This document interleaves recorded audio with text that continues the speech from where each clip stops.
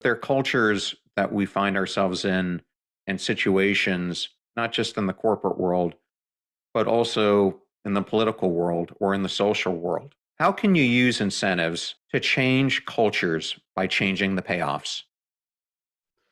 So a case study that is really close to my heart is about female genital mutilation.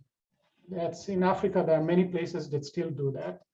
It's basically circumcision of young girls. And it's a horrible thing that happens. It leaves scars. It's dangerous in the short run. It's dangerous in the long run. When you give birth, it prevents them from enjoying sex. It's really a horrible crime against these little girls. We're talking about 10, 12-year-old girls, sometimes even younger.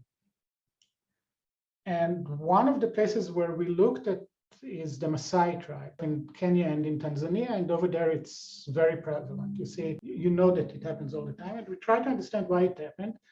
Turns out that it happens mostly for economic reason.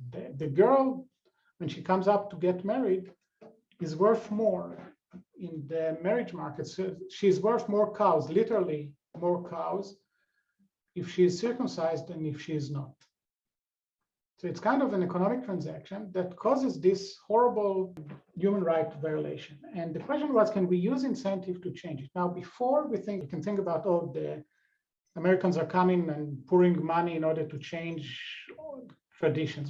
Many of the people that know more about this than I do compare it to raping of these young girls. You cannot say, oh, that's part of the culture and we should leave it. So I think that it's really important to try and change it. And the way we try to look at it is based on another program that they had. We worked with a group in Kenya, and over there they had problems with lions. They used to have lots of lions, and the lion population got smaller and smaller, partly because there are more people, and partly because the Maasai killed them. So if a lion attacks a boma, that's where they live, the house, and kills a cow, the elder, the owner of the boma, is calling the warriors, and the warriors go with their spears after the lion, and they kill it.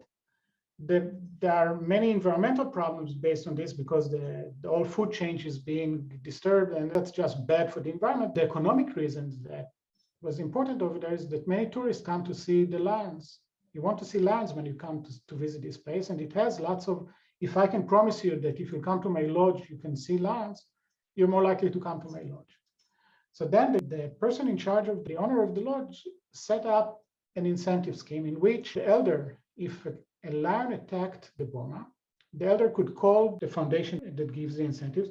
They will come and verify that indeed the cow was killed by a lion. There was no negligence, so everything is okay. And then the elder will be compensated for it, for the cow, but only if no lion was killed within this area in a couple of weeks after that. So now the elder, before that, the elder would call the warriors to go after the lion, so the lion will not come back and kill another cow. Now the elder tells the warriors, don't kill the lion because then I won't be compensated for the cow. Turned out that this relatively small incentive was really crucial in increasing the population of lions by a factor of 4 within 10 years. So it was really good in changing their culture. So now, before that, warriors, the rite of passage was you kill a lion, and that's, you can imagine that killing a lion with a spear is not an easy thing. It's very risky. So many of them still carry scars. Some of them were killed in the process. So now, instead of that, they created groups that actually protect lions. The warriors are actually now busy protecting lions, making sure that you don't take your herd to a place where they know that there are lions and things like that. We thought that if it worked over there with lions, maybe it can work over here. And what we suggested is that we'll go to schools, we'll have a check of the girls, and if we see that they're not circumcised, we'll offer the parents incentives. If the girl is not circumcised in a year from now, we'll sponsor her high school studies. So we'll pay for high school. High school is done a bit further away, it costs lots of money. And if the girl is not circumcised, we're going to pay for it. And that's something that parents really want. They really want their girls to go to high school because then when they come back, they can be teachers, nurses. They have much higher economic value. They can then marry. When they come back at 18, they can choose who they are marrying without being circumcised.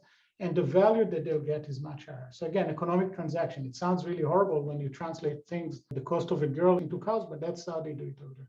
Instead of circumcising them for economic reasons, they won't circumcise them for economic reasons, then they'll be compensated for it and they'll get actually higher value.